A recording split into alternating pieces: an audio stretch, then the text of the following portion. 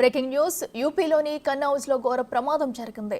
నిర్మాణంలో ఉన్న ఓ railway station కూలిపోయింది. శిథిలాల కింద చాలా మంది కార్మికులు చిక్కుకున్నట్టు తెలుస్తుంది.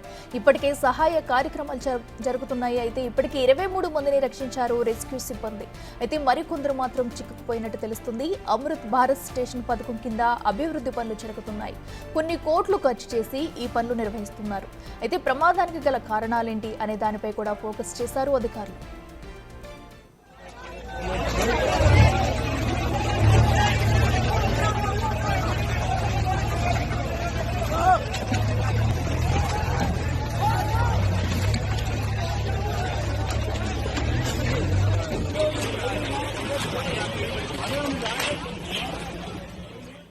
గాయపడిన కార్మికులను వెంటనే ఆసుపత్రులకు తరలించారు. తీవ్రంగా గాయపడిన వారికి 50,000 రూపాయలు, స్వల్ప గాయాలతో బయటపడ్డ వారికి 5,000 రూపాయల పరిహారం ప్రకటించింది యూపీ సర్కార్.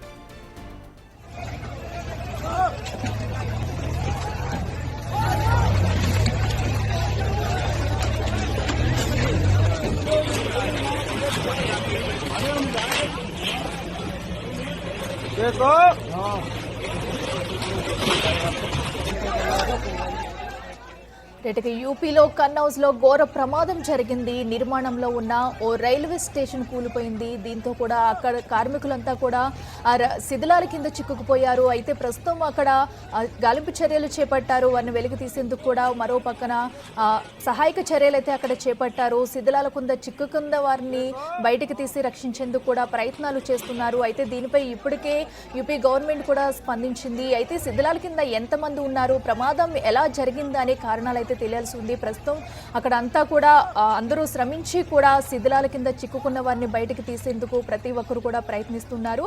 అయితే నిర్మాణంలో ఉన్న స్టేషన్ ఒక్కసారిగా కూలిపోవడంతో కూడా ఈ ఘటన సంభవించింది. అయితే దీనికి గల కారణాలు అయితే ఎలా జరిగిందనేది కారణాలు అయితే తెలియాల్సి ఉంది. అయితే ఇప్పటికి దీనికి సంబంధించి కూడా యూపీ గవర్నమెంట్ అయితే స్పందించింది. గాయపడిన వారికి అటు 5,000 రూపాయలను ఇస్తూ కూడా యూపీ గవర్నమెంట్ అయితే భరోసా ఇచ్చింది. అయితే ప్రస్తుతం అక్కడ ఎంతమంది కార్మికులు ఉన్నారు, ఘటన ఎప్పుడు జరిగింది, ఎలా జరిగింది అనే డీటెయిల్స్ కూడా తెలియాల్సి ఉంది. అయితే ప్రస్తుతం అక్కడ శిథిలాల కింద చిక్కుకున్న వారిని బయటకు తీసేందుకు కూడా అక్కడ శ్రమిస్తున్నారు. అయితే మనం చూసుకోవచ్చు విజువల్స్ లో కూడా అక్కడ ఉన్న స్టేషన్ మొత్తం కూడా ఒక్కసారిగా కుప్పకూలిపోయింది. అట్లీస్ట్ పిల్లర్స్ కనిపిస్తున్నాయి, దాని కింద ఇంకా చాలా ఐరన్, దాని కింద మొత్తం కూడా ఒక్కసారిగా కుప్పకూలిపోవడంతో ఏం జరిగిందనే భయంతో కూడా అక్కడ వారంతా కూడా ఒక్కసారిగా భయభ్రాంతులకు అయితే గురయ్యారు.